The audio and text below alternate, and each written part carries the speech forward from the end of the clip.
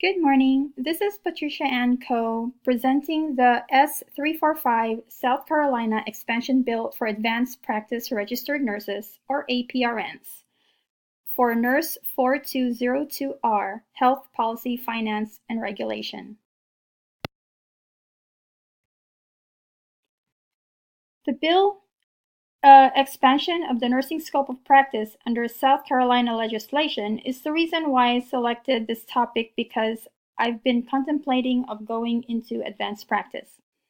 Also, nursing back in the good old days isn't the same as the nursing of today. Due to the fast turnaround of medical technology, the use of electronic health records, or EHRs, and the changing needs of today's population. With this in mind, nursing education has evolved to be one of the most versatile occupations in healthcare. On top of the years of nursing experience, APRNs have been rigorously trained to meet patient needs for lower cost. Gaps exist where physician care is lacking in rural areas and in low-income counties.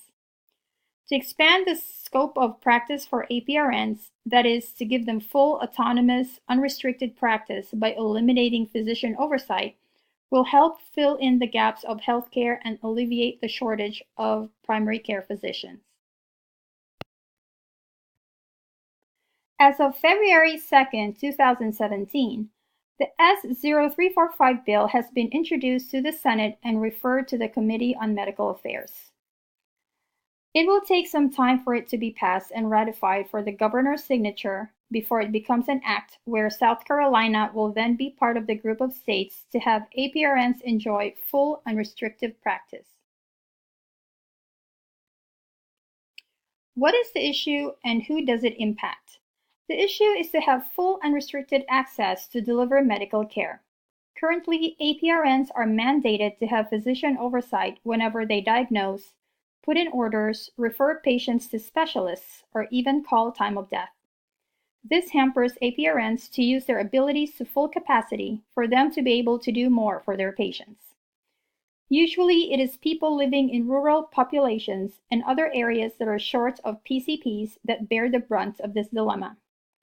While the numbers of NPs and physician assistants, or PAs, are steadily increasing, the numbers of medical students and residents entering primary care have declined in recent years.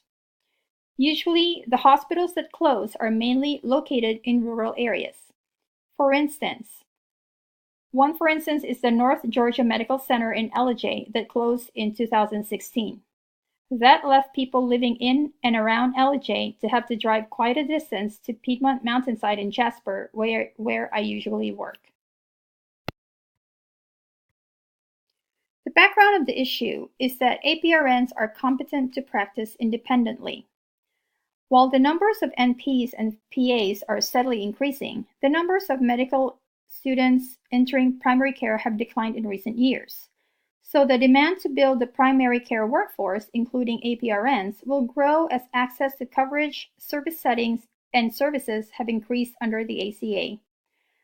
Legislators in Washington define the practice of medicine broadly as any action to diagnose, cure, advise, or prescribe for any human disease, ailment, injury, infirmity, deformity, pain, and other condition, physical or mental, real or imaginary, by any means or instrumentality, or to administer or prescribe drugs or medicinal preparations to be used by any other person, or to sever or penetrate the tissues of human beings.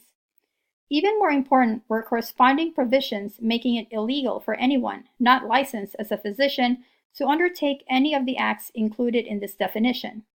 These provisions rendered the practice of medicine not only comprehensive, but also, in medicine's own view, exclusive.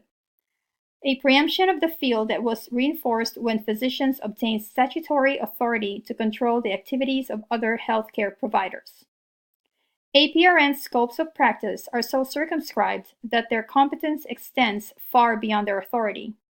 At any point in their career, APRNs can do so much more than they may legally do. As APRNs acquire new skills, they must seek administrative or statutory revision of their definition scopes of practice.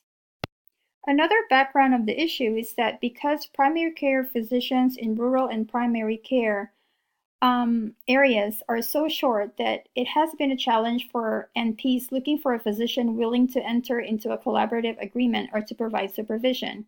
Some of my friends who have been into NP school even have to pay physicians to take them under their wing for practice.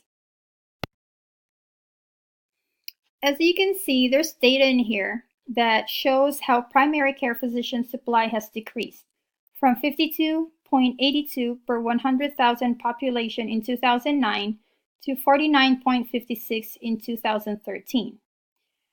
This information has been gathered from 50 states in various counties. Now, for the NPs, their supply grew in primary care at low physician supply counties with various types of scope of practice. So from 31.29 per 100,000 population in 2009, they grew to 40.61 in 2013 in states with full scope of practice regulation.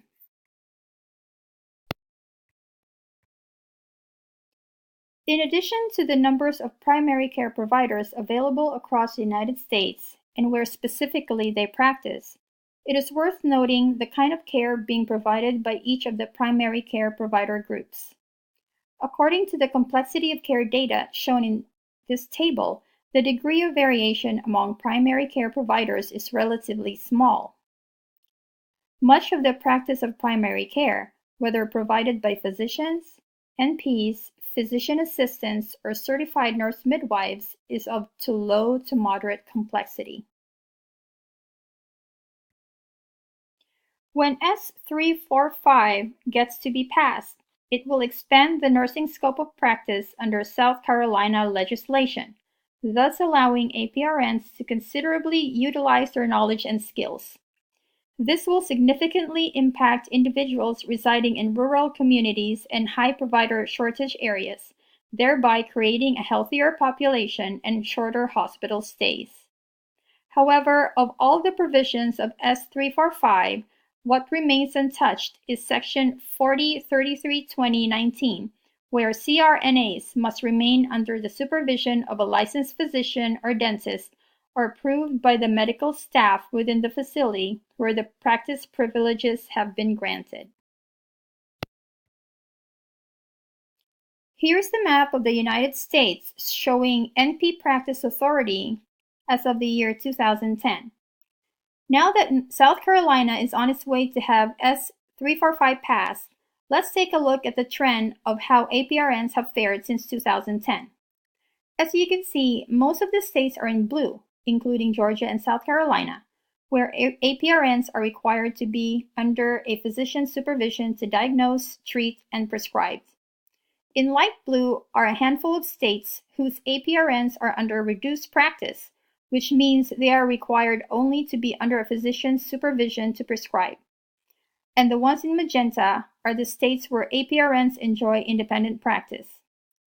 Utah has a restriction where APRNs are required to consult a physician for controlled substances only. Colorado APRNs can practice independently after a one-time signed articulated plan. Jumping 4 years forward, the number of states with full practice APRNs have expanded to 20 states, including the District of Columbia. Note that Nevada has joined the full practice club, but Utah has ceded to be a reduced practice state. 20 states are in full practice for 2014, including 19 states that are in for reduced practice, and 12 states remain for restricted practice APRNs, including Georgia and South Carolina. An update as of March 2017, it shows a positive change, where 24 states are in full practice from 20 states, 16 states are in reduced practice from 19 states, and 11 states remain for restricted practice APRNs from 12 states. Guess what? As of February 15, 2018, the little U.S. territory in the Pacific to the west of my home country of the Philippines have secured full practice authority for nurse practitioners.